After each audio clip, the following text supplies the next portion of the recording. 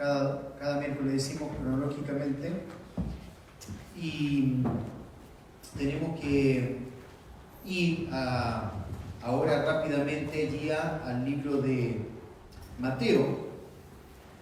Vamos a continuar ahí en el capítulo 14, pero antes de llegar allí, simplemente hay algunas cositas que es importante mencionar.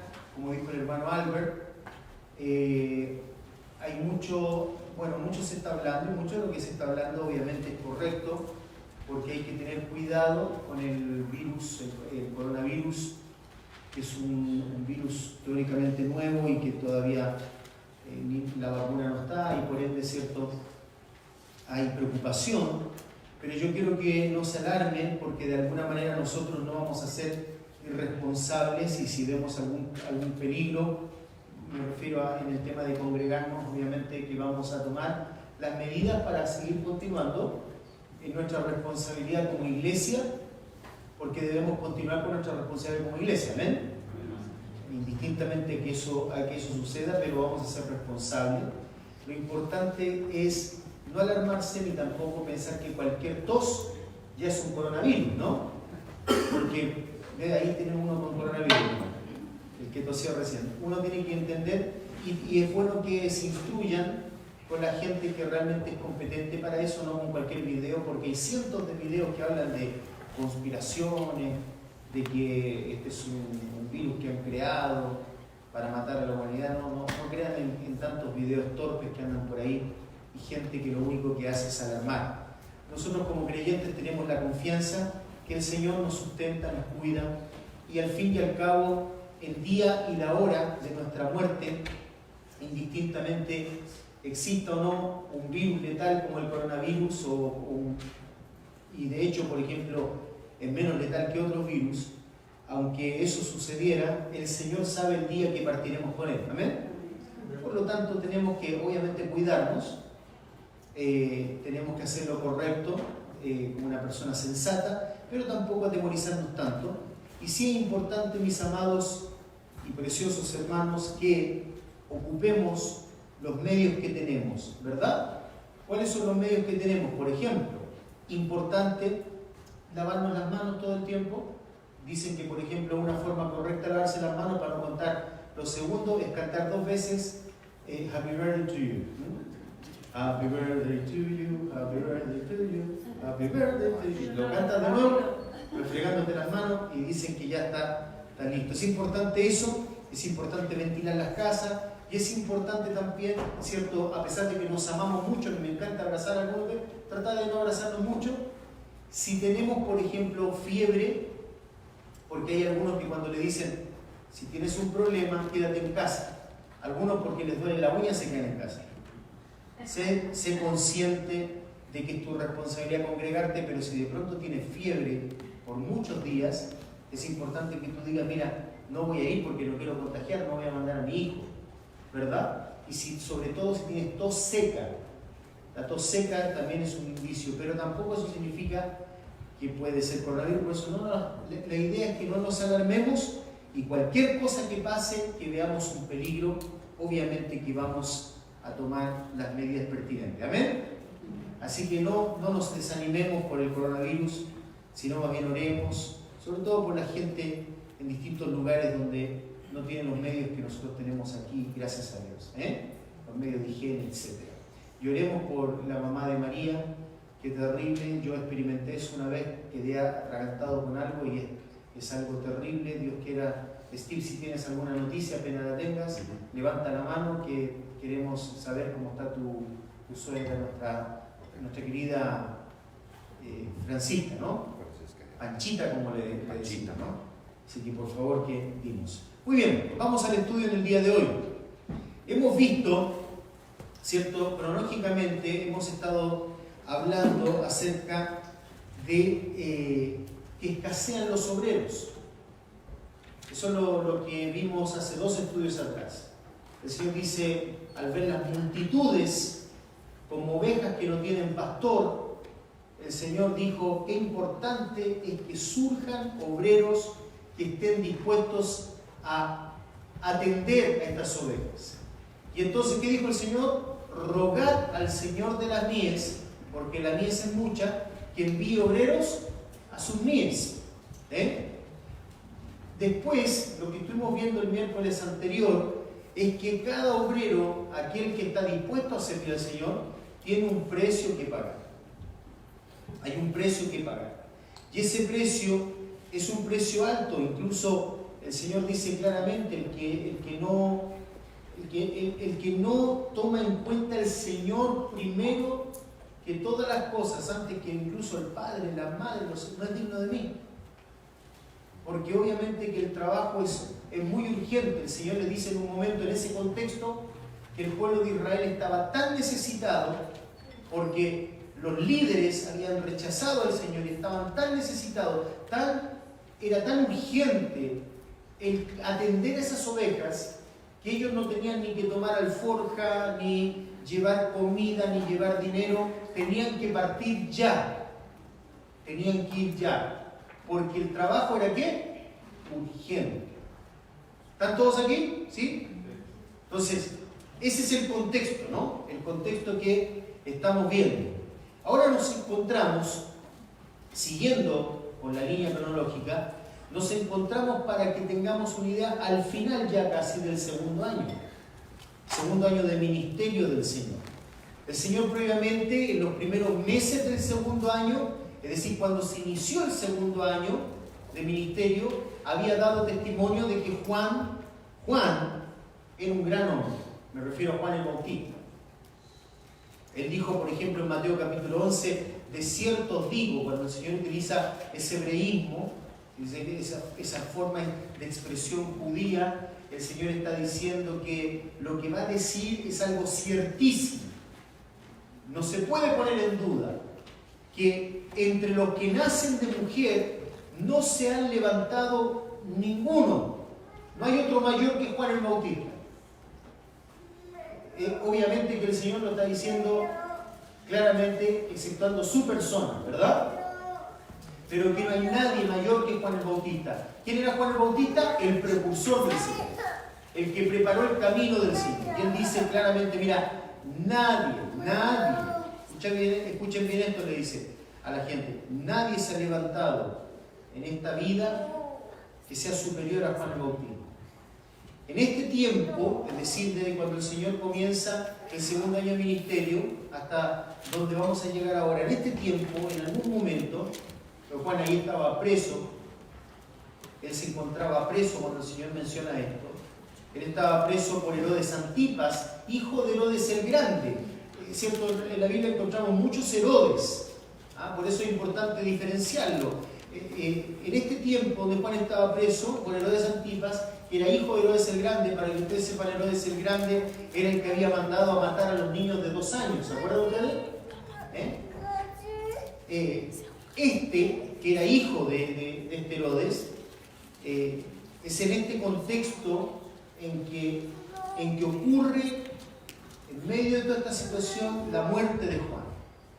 Esa muerte de Juan es narrada precisamente aquí en nuestro tiempo cronológico en Mateo capítulo 14. Luego que el Señor ha dicho que los siervos del Señor son pocos. Los siervos del Señor son pocos. Que los siervos del Señor necesitan involucrarse en la obra de Dios. ¿Y qué estaba narrando ahora el Señor? Y siervos tan importantes como Juan habían muerto. Es decir, claramente hay una lucha espiritual acá, ¿no? Que el Señor tiene en mente. Hay una gran necesidad, las ovejas sin pastor, los individuos sin pastor son muchos. Los siervos son pocos. Los siervos necesitan entender que hay un precio para pagar. Y aquí vemos un ejemplo. Juan pagó ese precio. Juan pagó ese precio. Para Herodes, Juan era una piedra en el zapato y él pensaba que esa piedra en el zapato, de la única manera que él podía terminar con esa molestia era matándolo. Pero Herodes tenía miedo del pueblo, porque tenían a Juan como un profeta. Entonces nota esto, por ejemplo, Juan, de alguna manera, era una piedra en el zapato para Herodes, era un siervo fiel a la verdad de Dios, indistintamente quién fuera. Él acusaba precisamente a los hombres que necesitaban ser acusados de pecado, necesitaban ser enfrentados con su pecado, y nada menos que a quien enfrentó fue al mismo Herodes, un ser perverso y que tenía autoridad. Este Herodes es el que de alguna manera era tan inmoral y tan impío que este hombre tenía la mujer de su hermano Felipe. Había tomado a la mujer de su hermano Felipe. Su hermano Felipe era un hombre que vivía en Roma. En una de las visitas que Herodes había hecho precisamente allí a Roma, había de alguna manera seducido a esa mujer, la había seducido y se la había llevado. Es decir, que era un hombre doblemente impío, porque el pueblo de Israel no permitía ese tipo de pecados. Sin lugar a duda no se permitía ningún tipo de pecado, de conducta más bien dicho. Para que un hombre se pudiera casar con una mujer que había sido casada, el hombre tenía que morir, y Felipe no había muerto, su hermano. Era doble pecado, doble inmoralidad, porque era también su hermano. Y es en esta historia, como en otras que aparecen en la Biblia, en donde cobra mucho más sentido el proverbio que dice, me refiero al proverbio capítulo 28, versículo 1, dice: huye el impío sin que nadie lo persiga, mas el justo está confiado como un león. Ese texto tiene que estar muy presente en esta historia, en Mateo capítulo 14, donde el Señor está hablando de lo que causa precisamente un siervo fiel como Juan en la vida de las personas, lo necesario que es un siervo de la categoría de Juan, el peso que tiene un siervo como Juan en la vida de las personas, aunque tenga mucho poder. El peso que significa un hombre que está dispuesto a decir la verdad en un tiempo de oscuridad como el que está viendo Israel, en un tiempo de oscuridad que cada vez más lo vemos volverse cada vez más denso, ese tiempo de oscuridad. Hoy en día, donde todo el mundo cree tener su propia verdad, el 8 de marzo se celebró el Día de la Mujer. Lo que menos fue la celebración del Día de la Mujer, fue la celebración de las impías, mujeres malvadas, pro aborto, pro todo lo que precisamente no es la imagen preciosa de la mujer que creó Dios. Y debe haber personas, debe haber hombres como Juan que estén dispuestos a decir la verdad a pesar de que eso signifique un costo. Un costo. Y dice el proverbio 28:1: huye el impío sin que nadie lo persiga, mas el justo está confiado como un león. Deben tener en mente ese texto cuando empezamos a estudiar Mateo capítulo 14. ¿De quién huye? De su conciencia. El impío huye de su conciencia. Alguien dijo que la conciencia culpable hace que uno salte al más mínimo ruido. Los que tienen la conciencia limpia no tienen que conducir con un ojo en el espejo retrovisor, dice la Biblia. El justo está confiado, sin embargo, como un león. De ahí la importancia de poner atención a este mal ejemplo que vemos aquí. Este malvado, este Herodes.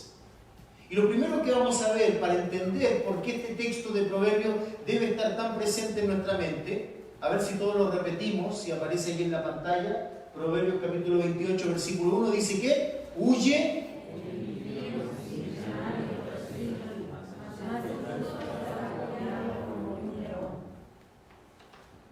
Podemos definir claramente a ese Herodes Antipas, el hijo de Herodes el Grande, como es impío. Es impío que huye sin que nadie lo persiga. Ahora nota, vamos a ver el primer punto, quiero los que están anotando. Primer punto, el peso de Herodes. El peso de Herodes, su conciencia. El peso de Herodes, su conciencia. Nota la intranquilidad de este perverso en Mateo capítulo 14, versículo 1. Nota la intranquilidad. Ya Juan el Bautista había sido muerto, y aquí vamos a ver el relato de su muerte. Pero nota lo que dice el versículo 1. En aquel tiempo Herodes, el tetrarca, una tetrarquía, implicaba, ¿cierto?, la partición de un reino. Es decir, él se decía a sí mismo rey, pero en realidad no tenía solamente una parte del reino, tenía una tetrarquía.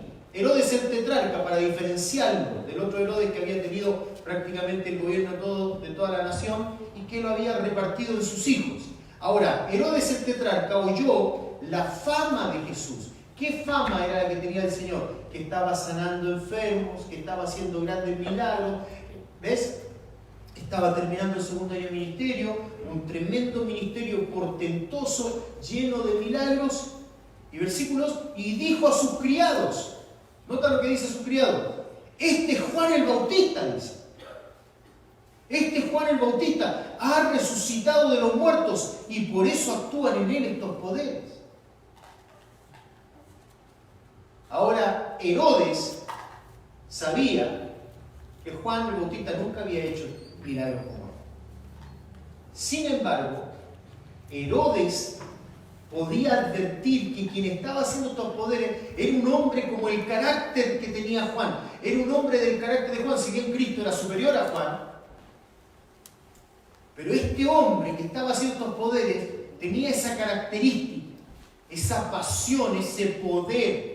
Esos ojos que son como llamas de fuego que desvisten el alma de los pecadores. ¿Y saben lo que dice Herodes? Juan resucitó. Ahora esta paranoia de este hombre es increíble porque precisamente él había dado muerte a Juan. Pero él entiende que este hombre que estaba haciendo los milagros, nuestro Señor, podía ser Juan que había resucitado. Huyen impíos sin que nadie lo persiga. Yo no sé si alguna vez te ha pasado, pero hay gente muy asustadiza que por cualquier ruido huyen impíos sin que nadie lo persiga. ¿Sabes qué? La conciencia, y precisamente nos vamos a concentrar allí, quiero que entiendas la importancia de la conciencia. La importancia de una predicación arrojada, apasionada, amante de Dios y de la verdad de ese Dios. Porque la conciencia, mi amado hermano, que necesita ser despertada por una predicación bíblica. La conciencia es como un martillo incesante que no para. Ahí está, no para. Dios lo puso como un juez ineludible para nuestro corazón. Ella no nos deja tranquilo si hemos hecho mal. Como dijo un hombre de Dios, ninguna libertad es verdadera y ninguna alegría es real a menos que se base en el temor del Señor y en una buena conciencia. Voy a repetir eso para que nadie se duerma, ¿no? Porque hasta ahora algunos están como, no te duermas porque esto es fundamental para tu vida, como lo es para la mía.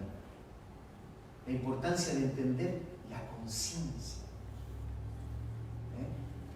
Ese Pepe Grillo que está hablando. ¿Se acuerdan la historia de Pepe Grillo? Voy a volver a decir lo que acabo de decir. Mira, ninguna libertad es verdadera. Nadie verdaderamente es libre. Verdaderamente libre. Y ninguna alegría es real. A menos que se base, a menos que tenga este fundamento, el temor del Señor y una buena conciencia. Toda alegría, toda tranquilidad no tiene sustento. De un momento a otro se pierde si en tu corazón no hay temor del Señor y buena conciencia.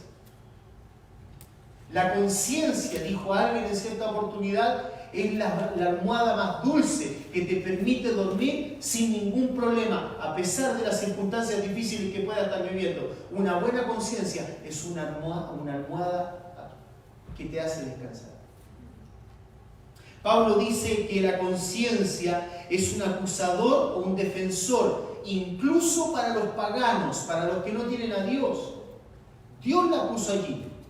Dios la puso como esa herramienta. Romanos capítulo 2, versículo 14, nos dice que incluso los paganos No solamente los hijos de Dios, por cierto que los hijos de Dios deberían tener muchísimo más ejercitada la conciencia, lo vamos a ver, pero aún los paganos, los que no tienen a Dios, y esto es importantísimo porque de alguna manera Dios lo puso allí para que ellos no estén tranquilos con su pecado. Dice Romanos 2:14, porque cuando los gentiles que no tienen ley, los que no tienen ley, Pablo está hablando en esas dos facciones que en la Biblia aparecen, esos dos grupos, los judíos y los gentiles. Los judíos tenían la ley, ¿por qué? Porque ellos la habían recibido ahí en el monte Sinaí. Dios les había revelado lo que estaba bien y lo que estaba mal. Pero dice Pablo, aún los gentiles que no tienen ley, hacen por naturaleza lo que es de la ley. Claro, porque ellos fueron creados a imagen ¿de quién? De Dios. Por lo tanto, en el fondo de su corazón hay algo que les dice que lo que está bien y lo que está mal. Estos, aunque no tengan ley, son ley para sí mismos. Nota lo que dice, ellos son ley para sí mismos. Hay una voz interior que les dice, algo está bien, algo está mal. Mostrando la obra de la ley escrita en sus corazones. Esa ley que fue escrita en los corazones, incluso de los que no tienen a Cristo, de los inconversos, lo que les va diciendo, hey, eso está mal. Algunos filósofos modernos han llegado a decir que simplemente eso son unas cuestiones neurológicas, invenciones del cerebro para poder sobrevivir. La sobrevivencia gregaria, que dicen algunos. Es decir, como tenemos que vivir en comunidad, los hombres han creado, se han imaginado una especie de ley de moralidad. No. Es lo que Dios puso en nuestros corazones. Indistintamente conozcamos al Señor o no, hay algo que en nuestro corazón nos habla, una voz interna. Dice Pablo, mostrando la obra de la ley escrita en su corazón, dando testimonio su conciencia. La conciencia da testimonio. Y dice Pablo, acusándoles o defendiéndoles sus razonamientos. La palabra conciencia, suneidesis en el griego, y por eso entendemos que Pablo dice, la conciencia que les habla en su corazón, esa voz interna. Básicamente esa palabra en el griego se puede traducir o se puede definir como copercepción. Copercepción, una percepción en conjunto. Una percepción es cuando uno logra captar algo, ¿verdad? Uno tiene ciertas percepciones. ¿Percibe qué? Un sonido. Percibe un ruido. Percibe una voz. Y trata de razonarla, de descifrarla. Bueno, la conciencia es esa copercepción, esa percepción en conjunto, donde uno como ser humano entiende que algo está mal y hay una voz interna que dice, sí, tienes razón, eso está mal. Eso es la conciencia. Este es un concepto que era muy conocido y muy usado y muy practicado por los estoicos. Estas dos grandes facciones que aparecen en la Biblia, los epicúreos y los estoicos. Los epicúreos que vivían una vida de libertinaje y los estoicos quienes eran definidos como los imperturbables, los de firme convicción, los que estaban dispuestos a morir por sus ideales. ¿Por qué? Porque para ellos era muy importante poder vivir con una conciencia tranquila, aun cuando esa conciencia tranquila, tal como dice el libro de Isaías, no los salvaba, porque aún nuestras obras, nuestras buenas obras son como trapos de inmundicia delante de Dios. Nosotros necesitamos una justicia superior, pero los estoicos, a diferencia de los epicúreos, que era otro grupo filosófico, ellos vivían y eran los imperturbables, es decir, que ninguna emoción tenía que cambiar la forma justa en que ellos debían vivir. Uno de los grandes emperadores, Aurelio, era un estoico, que se define como un hombre muy moralista. Eran básicamente hombres de una moral que buscaba ser intachable, porque ellos entendían la importancia de la suneidesis, de la conciencia. La conciencia usa dos voces, dice Pablo. Dos voces. Dos voces que están constantemente hablando. Una es la voz acusadora y la otra es la defensora. Una nos dice algo está mal y la otra dice, no, tranquilo, no estuviste mal. Obviamente que la verdad de la palabra de Dios es la que ilumina mucho más nuestra conciencia, pero básicamente incluso nosotros podemos recordar que antes de llegar a Cristo, nosotros sabíamos que había ciertas cosas que estaban mal. Amén. No nos dejaba tranquilos. Hay ciertas personas moralistas, muy sensibles, no por eso son creyentes ni van al cielo. Alguien puede decir, oye, pero tal persona, la señora Juanita, era una persona tan buena, de una moral intachable. Puede ser.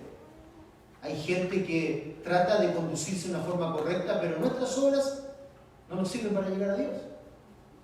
Pero lo que estamos hablando acá es que la conciencia es algo que está en nuestro corazón, que está marcando lo que está bien y lo que está mal, y por ende Herodes no estaba exento de eso que Dios puso allí para decirle que algo estaba bien o algo estaba mal.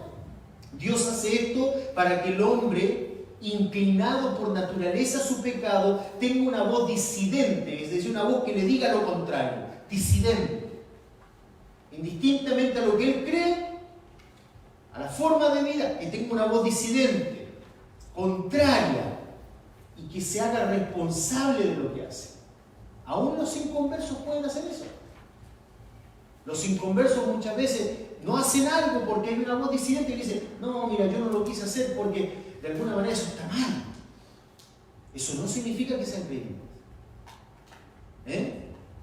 Los griegos comprendían muy bien el argumento que Pablo plantea en Romanos. Ellos lo comprendían muy bien. El mundo griego, que se jactaba de no ser bárbaro, los bárbaros eran los sin educación, los hombres toscos, los hombres que vivían como animales por sus instintos. Los bárbaros terminaron destruyendo el imperio romano. Los romanos que de alguna manera reciben como herencia la cultura griega también entendían la importancia de una buena conciencia. De hecho, por ejemplo, uno de los grandes filósofos griegos, Aristóteles, que fue uno de los grandes filósofos griegos, decía lo siguiente: el hombre culto y libre. Culto, con culto le está diciendo un hombre que no es bárbaro, un hombre que tiene cultura, que está enriquecido con la cultura griega, un hombre culto y libre. Porque un esclavo puede ser mandado a hacer algo que su conciencia le dice que está mal, pero está obligado a hacerlo. ¿Por qué? Porque es un esclavo. Pero Aristóteles decía, el hombre culto y libre se comportará como el que es una ley para sí mismo. Sí, es libre, pero él mismo es una ley para sí mismo. El filósofo moralista y historiador romano Plutarco preguntaba lo siguiente, a modo de reflexión: ¿quién gobernará al gobernante?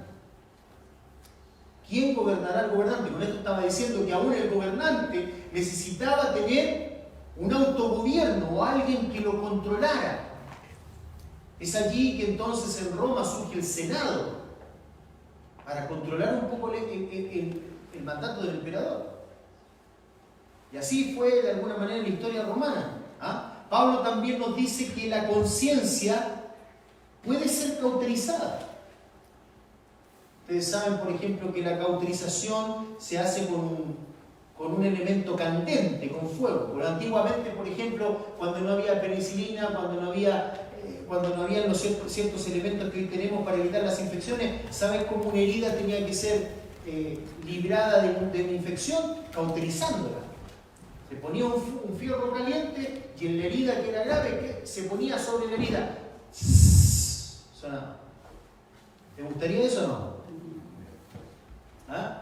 Que de pronto, por ejemplo, alguien está trabajando y se corta con un fierro que está oxidado, puede tener mucha infección. Era necesario cauterizarlo. Y Pablo dice en 1 Timoteo capítulo 4, versículo 2, por la hipocresía de mentirosos que teniendo cauterizada la conciencia. Pablo dice que hay hombres que llegan al punto que hacen el mal y hacen el mal y hacen el mal y van haciendo el mal, que terminan cauterizando la conciencia. De la palabra cauteriazo. La palabra griega cauterizo, donde viene la palabra cauterización, que es sellar con un hierro caliente algo. Ahora, algo particular que ocurre cuando se sella una herida con un fierro caliente es que esa parte queda insensible. Casi para siempre, porque se matan algunos terminales nerviosos allí con el fuego, entonces esa parte queda insensible. Hay personas que dicen, no, yo no siento nada acá, porque acá a mí me cauterizaron acá, no sienten nada. Cuando se mata un nervio no siente nada. Yo tengo un corte acá que cuando chico me hice, jugando con una botella, y me cortó un nervio y yo tuve que, prácticamente yo no puedo hacer algo aquí con este dedo, porque no tengo acá sensibilidad. No tengo sensibilidad. Eso es lo que ocurre cuando uno cauteriza. Y Pablo habla de la cauterización de la conciencia, donde hay ciertas personas que ya no tienen ningún remordimiento, como los falsos profetas o falsos maestros de los que menciona Pablo en Timoteo. Están tan acostumbrados al mal, están tan lejos de Dios, están habituados a la maldad, que ya su conciencia está cauterizada. Y nosotros conocemos, o podemos llegar a conocer personas así, ¿verdad que sí? Que prácticamente el pecado les resulta cosa intrascendente. Alguien dijo que la conciencia es como una herida bendita. Escucha bien, la conciencia es como una herida bendita. Una herida bendita que jamás debe cerrarse. No debemos hacer nada para que ella se cierre. Esta debe ser, es decir, esta herida bendita debe mantenerse abierta, sensible al dolor. Pues si se deja abierta no se infecta. Pero si se cauteriza, infecta todo el alma. ¿Notas eso? Eso es la conciencia. Es una herida bendita que no debe ser jamás cerrada. La conciencia tenía inquieto a Herodes. Qué privilegio, ¿no? Qué privilegio que este hombre perverso no se daba cuenta que aún tenía. Que la conciencia lo tuviera intranquilo. Es un privilegio. Hay personas que detestan eso.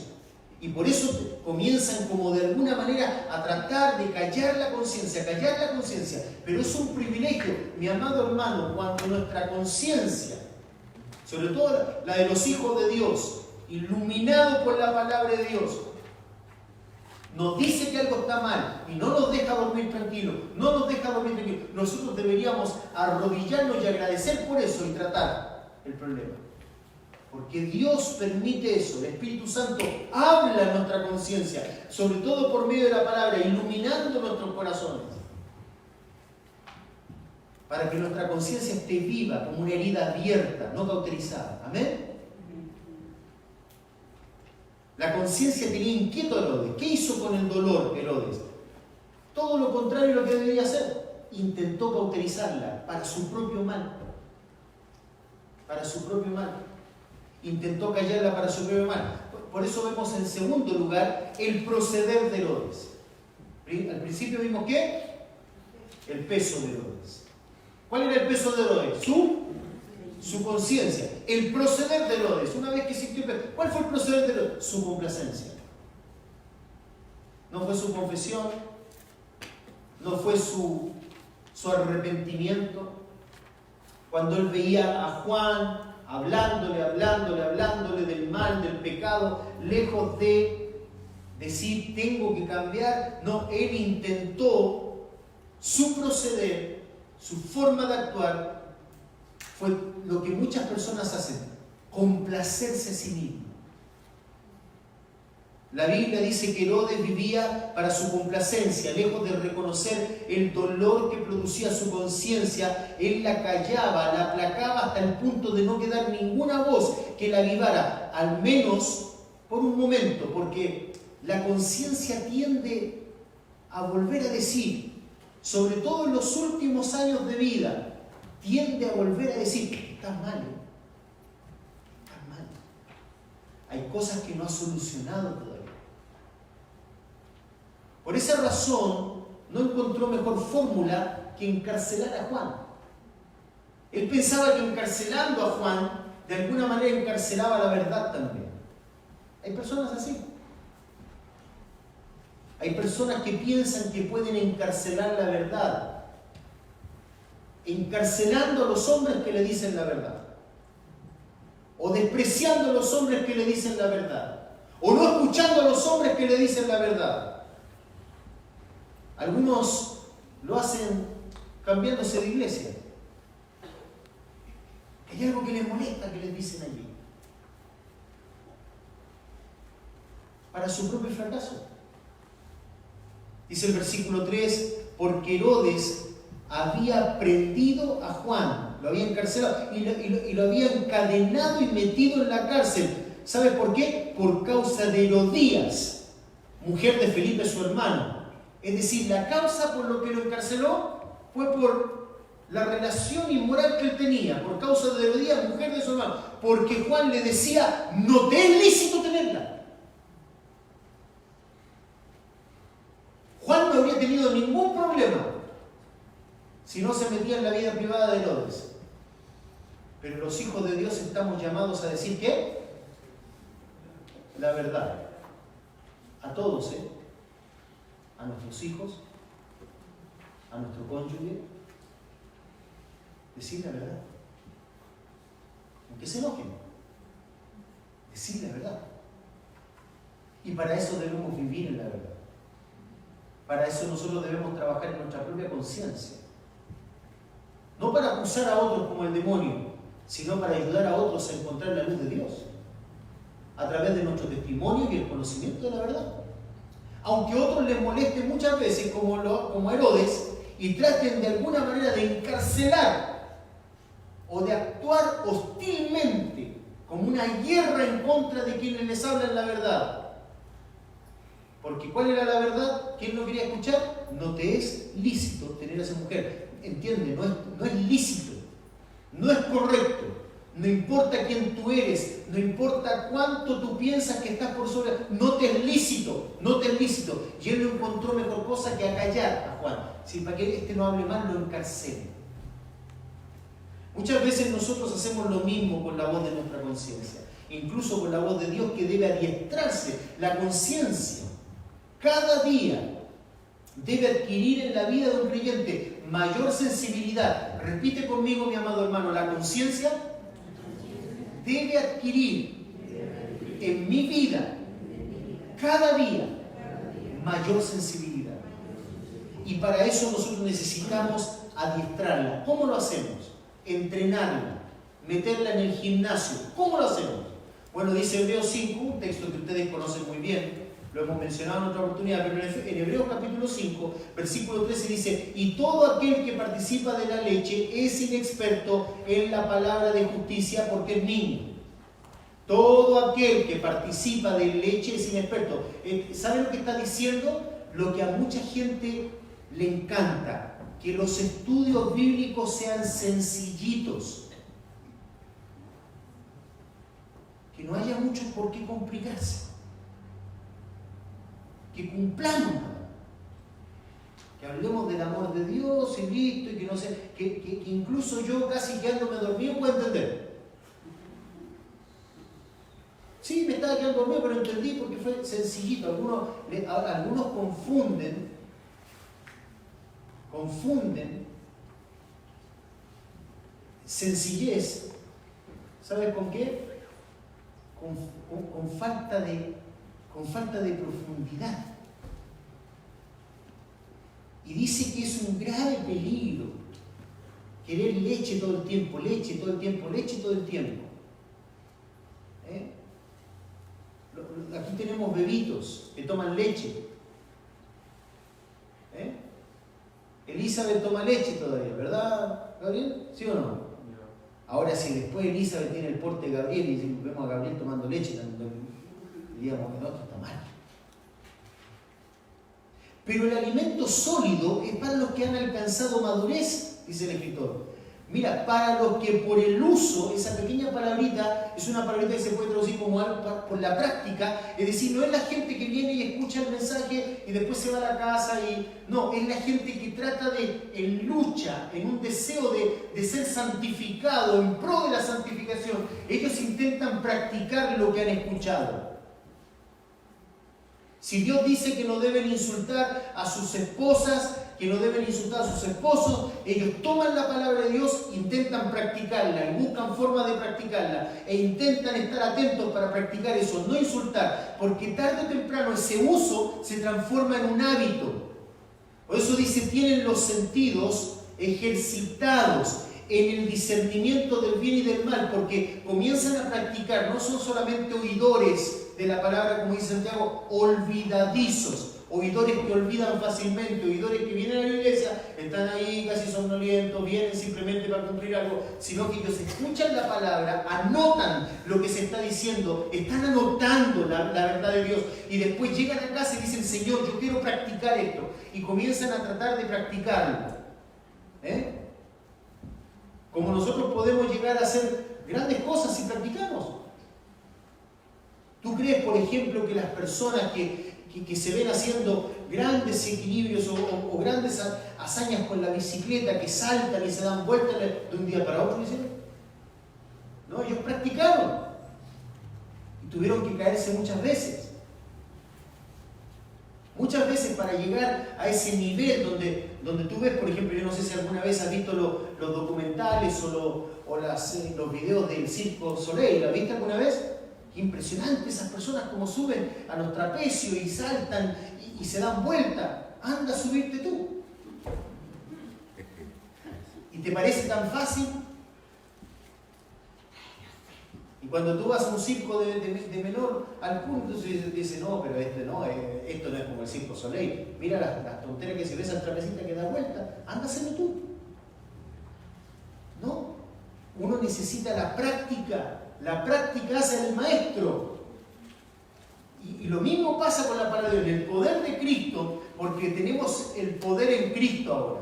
Nosotros tenemos que tomar la verdad que hemos escuchado y tratar de ponerla en práctica. Por eso dice, alcanzando madurez para los que por el uso van madurando, tienen los sentidos ejercitados, ponen los sentidos en ejercicio, en el gimnasio. La palabra ejercitado ahí es la palabra gimnasio en el griego.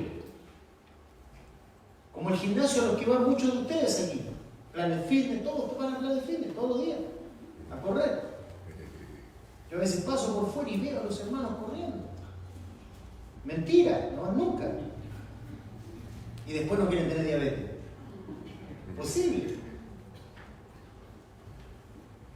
Pablo veía la bendición e importancia de esa voz ejercitada de la conciencia. En 2 Corintios 1:12 dice, porque nuestra gloria es esta, dice Pablo.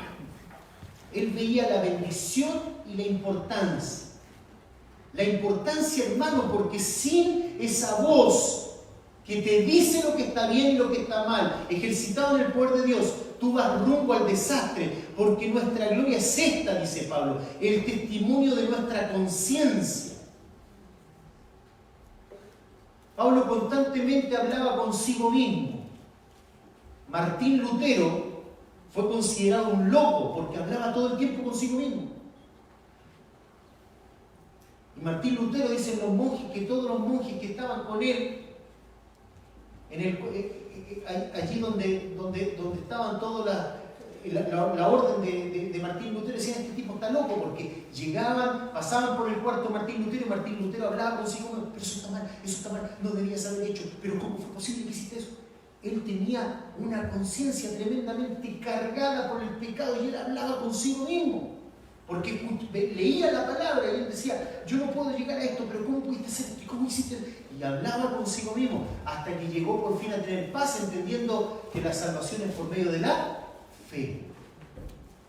Y logró por fin entender que en Cristo él tenía perdón, pero no se quedó allí, siguió viviendo una vida de compromiso, al punto que dice que Martín Lutero caía en grandes momentos de depresión. ¿Por qué? Porque él tenía ejercitada la conciencia.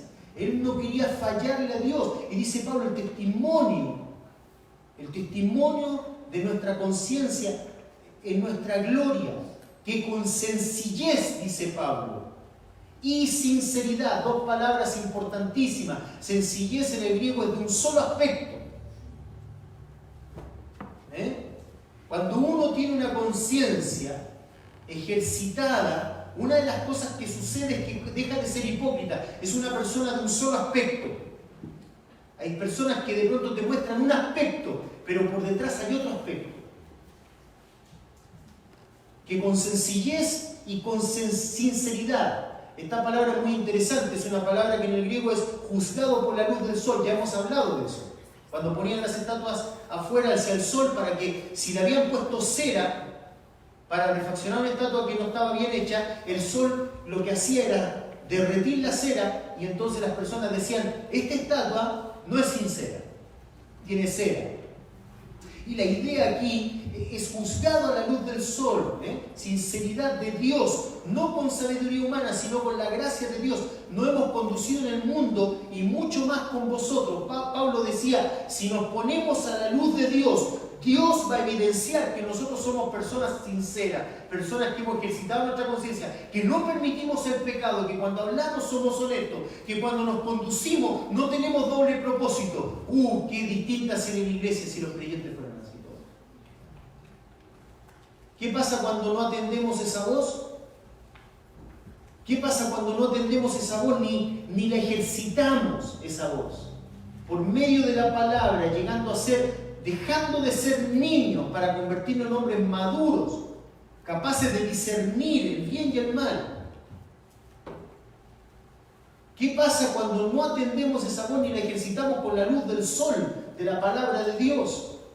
Bueno, Proverbios capítulo 1, versículo 24, versículo 29, leído en la Nueva Versión Internacional, una versión muy clara, dice lo siguiente, que ocurre una catástrofe tremenda.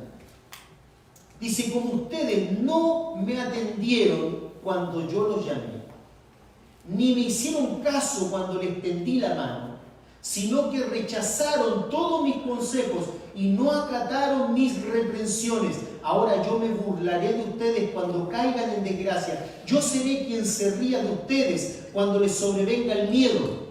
Cuando el miedo les sobrevenga como una tormenta y la desgracia los arrastre como un torbellino, entonces me llamarán, pero no los responderé. Me buscarán, pero no me encontrarán, por cuanto aborrecieron el consejo y no quisieron temer al Señor. Aquí el escritor del libro de Proverbios está hablando de la sabiduría.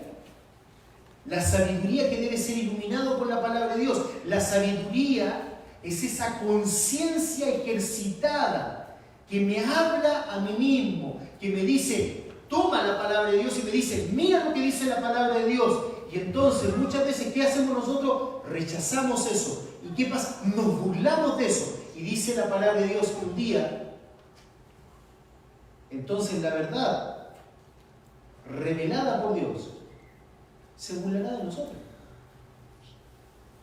Porque muchas veces los hombres dicen, no es tan así, no es tan verdad. ¿Ves? Esa era la forma en que Herodes se conducía. A él no le importaban las cosas importantes de la vida, las cosas sacras. Él pensaba que él podía tomar a un hombre si le estaba diciendo algo y encarcelarlo. Y él decía, con eso se soluciona todo. Pero nota, incluso lo mató. Pero aún todavía decía, ¿será Juan que resucitó? Esto conduce a una vida sin principios. Cuando nosotros acallamos la voz, cuando nosotros como hijos de Dios no permitimos a Dios hablarnos por medio de las cosas que Él ha puesto en nuestra vida, el ejercicio de nuestra conciencia, cuando nosotros, lejos de leer la Biblia todos los días, pensamos en cualquier tontera o perdemos de vista los objetivos claros, nuestra conciencia se va atrofiando, no somos capaces de discernir. Hay personas que uno dice, ¿cómo no se da cuenta que eso está mal? ¿Cómo no se da cuenta que eso lo va a llevar al fracaso? Por esta actitud es que algunas personas son conducidas a una falta de principio en sus vidas, desprovistas de toda fortaleza espiritual. Enferman a merced del diablo. Cuando nosotros no tratamos nuestro corazón, cuando nosotros no tratamos nuestra conciencia con la palabra de Dios, cuando no ejercitamos nuestra conciencia, cuando no somos ejercitados en el discernimiento del bien y del mal, nosotros nos entregamos como una bandeja al diablo. Sírvete de mí, le decimos al diablo. Sírvete de mí.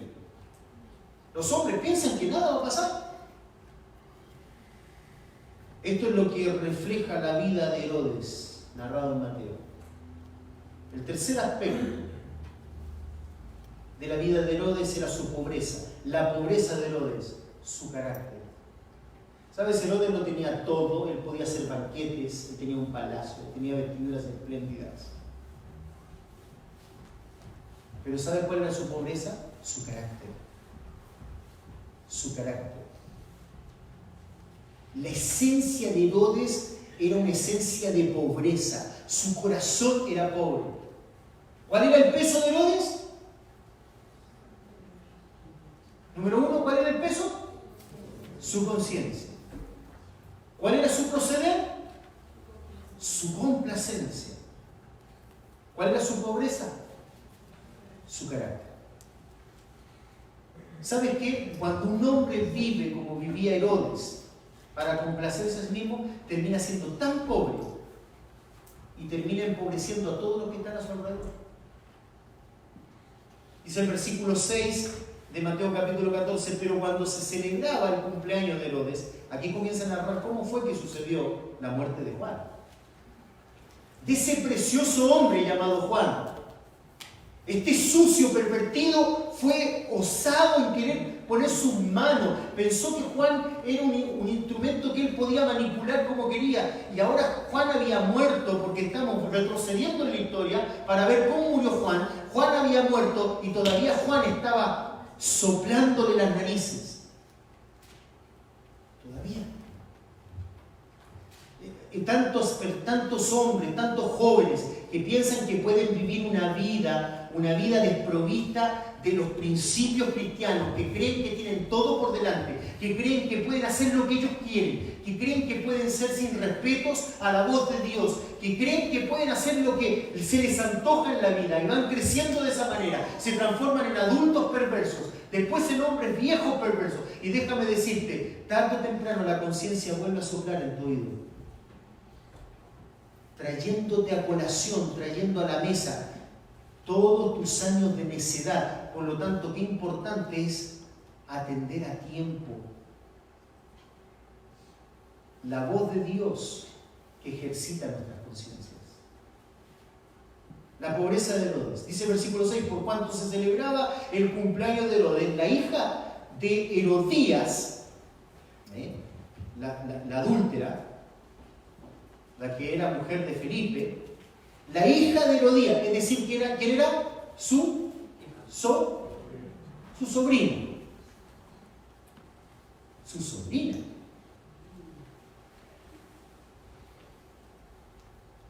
Escuchemos una cosa, era una jovencita, 17 años,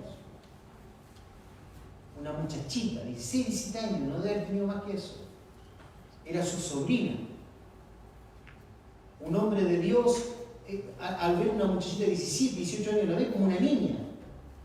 Si tienes arriba de 40 años, ves como una niña, es una niña. Esta era su sobrina, aparte.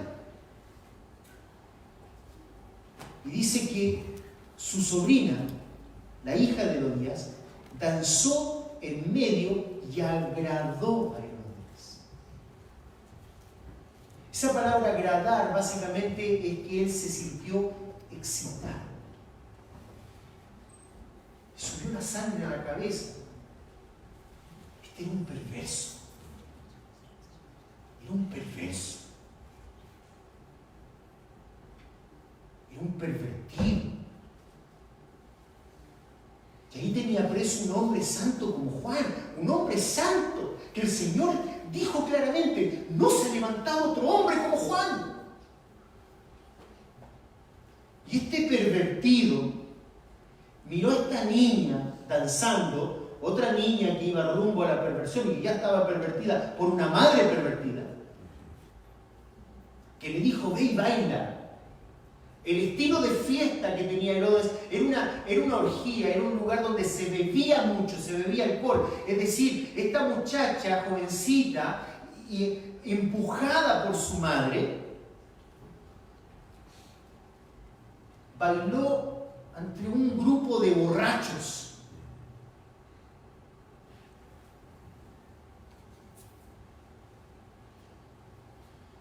y agradó a Herodes. Por lo cual, en su lujuria, en su pecado, en su maldad, éste le prometió con juramento darle lo que ella le pidiera. Pide lo que quieres. Qué tío más bueno, ¿no? Perverso. Ella instruida primero por su madre, esa palabra instruida en el griego da la idea, empujada por su madre, instada por su madre, pídele esto. Es como que la impulsó, es como cuando alguien le dice a otra persona, anda, hazlo, pídele esto, aprovecha, este es el momento. Instigada por su madre, dijo, dame aquí en un plato la cabeza de Juan el Bautista.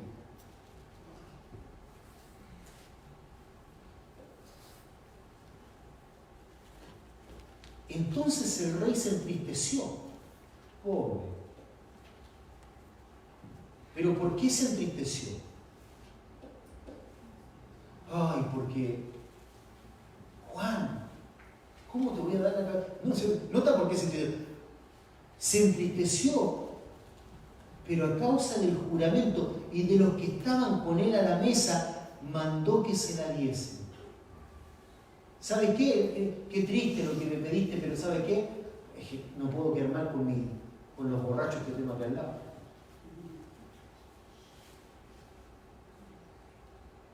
Y ordenó decapitar a Juan en la cárcel y fue traída su cabeza en un plato y dada a la muchacha y ella se la presentó a su madre. ¡Qué carácter perverso! Contrae los que no se ejercitan para Dios. ¿Tú piensas que tú estás libre de esto? Yo pienso que estoy libre de esto. Si no nos ejercitamos, caeremos en lo mismo que cayó este perverso. ¿En qué cayó? En inmoralidad. Salomé no era solo su hijastra, era su sobrina, hija de su hermano, pero el hombre que no se ejercita en la piedad transgrede todo el límite, ¿sabes? Eso sucede con los hombres, las mujeres que no se ejercitan, caen en la inmoralidad que les lleva a romper límites en la vida. ¿Tú crees que no vas a caer en esto? Tú vas a caer igual si tú no dejas que tu corazón se enriquezca con la palabra de Dios. Inmoralidad, indefensión. El diccionario Vox define indefensión como situación o estado de la persona que está falta de defensa, ayuda o protección que necesita. ¿Sabes qué? Nosotros caemos en indefensión, en falta de protección, quedamos indefensos frente a la tentación de nuestra carne, de nuestro perverso corazón, del diablo, del mundo, cuando no ejercitamos la conciencia. Eso es en lo que se convirtió el orgulloso y vil tetrarca, aspirante a rey. Bien dice el proverbista en Proverbios 6:26, porque a causa de la mujer ramera, el hombre es reducido a un bocado de pan, es decir, no vale nada. Y queda empobrecido. Y la mujer casa, la preciosa alma del varón. La mujer casa. Lo que está diciendo el proverbista acá es que la inmoralidad deja al hombre indefenso a tal punto que el hombre es capaz de cualquier cosa y se empobrece a sí mismo.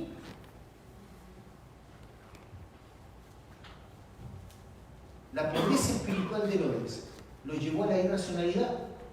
¿Sabes? Estaba la irracionalidad de que ahí había un grupo de borrachos que él podría haber dicho, mira, ¿sabes qué? Mira, discúlpame, pero la cabeza de Juan no te pases ahí. No, mira, es una cuestión, él podría haber dicho cualquier cosa, pero ¿sabes qué? Para él era más importante quedar como hombre que cumple con su promesa. ¿Cuántos hombres dejan a sus familias o incurren en pecados graves porque están allí en un lugar donde otros borrachos les insisten de, pero ¿cómo? Tu mujer te controla. Tu mujer te controla. Tienes que darle cuenta a tu mujer. Sí, tengo que darle cuenta a mi mujer, porque dándole cuenta a mi mujer le doy cuentas a Dios. no me importa lo que tú digas, porque mi corazón está seguro en Dios. Pero este hombre cayó en indefensión. Por su irracionalidad, para este impío, que quedar bien con la gente era mucho más importante que quedar bien con Dios. Y así es la irracionalidad de todo aquel que no se ejercita en lo correcto. Repite conmigo, la irracionalidad del hombre le lleva a querer quedar bien con este mundo, cuando con el que tiene que quedar bien es con Dios. Es con Dios. Pablo decía, esta es mi gloria, decía Pablo, el testimonio de mi conciencia, que con sencillez, con sinceridad, me conduzco con ustedes delante de Dios. Pero nunca hay que olvidar, ya terminando, nunca hay que olvidar que todas las situaciones llegan a oídos de Jesús. Es como simbólico el último texto, ¿no? Dice el versículo 12, entonces llegaron sus discípulos cuando ocurrió esto, y tomaron el cuerpo y lo enterraron, y fueron y dieron las nuevas a Jesús. El tema que Jesús no era simplemente un hombre. Los ojos de Jehová están en todo lugar. Llegará el juicio, donde Cristo, sentado en su trono, le dirá a este perverso, ven acá, ven acá. ¿Sabes quién era este? No había ningún hombre mayor que este, y tú lo preferiste a tus amigos borrachos, y es más, te quiero decir algo más, este es mi primo. Ahora te las vas a ver conmigo. Ahí es donde Herodes habrá deseado haber escuchado la voz de Dios que ejercita nuestras conciencias. Padre bendito, yo sé cuántos